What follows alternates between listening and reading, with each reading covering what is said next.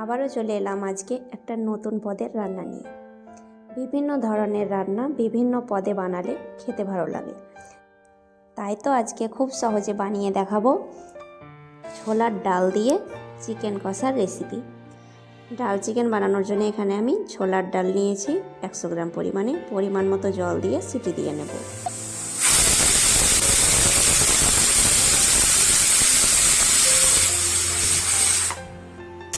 পরপর এখানে 4টি সিটি দিয়ে 80% মতো ডালটাকে সেদ্ধ করে নিয়েছি।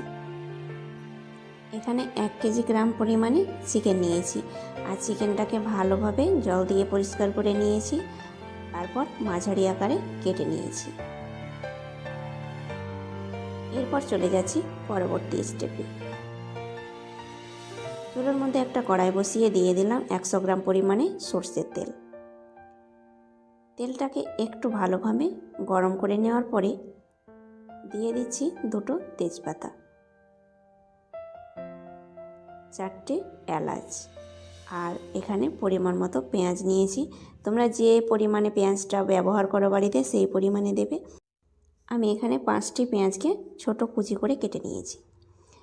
এবার 4টা কাঁচা লঙ্কা অ্যাড করেছি, ঝালটা তোমরা কম বেশি করে নেবে। পেঁয়াজের মধ্যে দিয়ে দিচ্ছি স্বাদ মতো লবণ। লবণ দিলে পেঁয়াজটা খুব তাড়াতাড়ি নরম হয়ে যায়। কিছুক্ষণ নাড়াচাড়া করে পেঁয়াজটাকে একটু ভেজে নেব।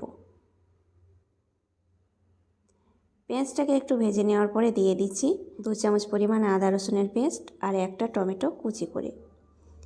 আদা রসুনের পেস্টটাকে আমি একসঙ্গে বেটে নিয়েছি, তোমরা আলাদা আলাদা আদা রসুন পেস্ট করে অ্যাড করতে পারো।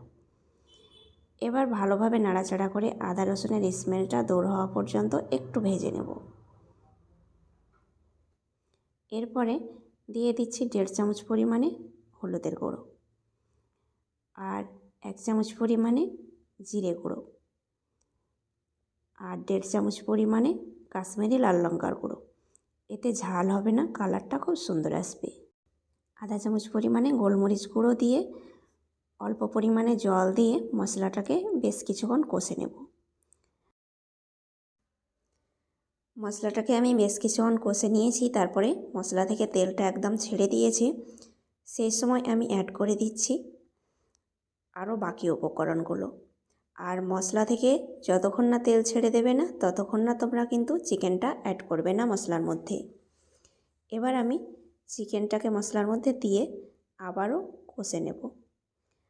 আর এই চিকেনের মধ্যে কোনো রকম আমি আর জল ব্যবহার করব না, কারণ চিকেনটাকে একটু ঢাকা চাপা দিয়ে রান্না করলে চিকেন থেকে অনেকটাই জল বার হয়। ভালোভাবে চিকেনটাকে মশলার সঙ্গে কষে নিয়েছি। এবার কিছুক্ষণের মতো ঢাকা দিয়ে দিচ্ছি।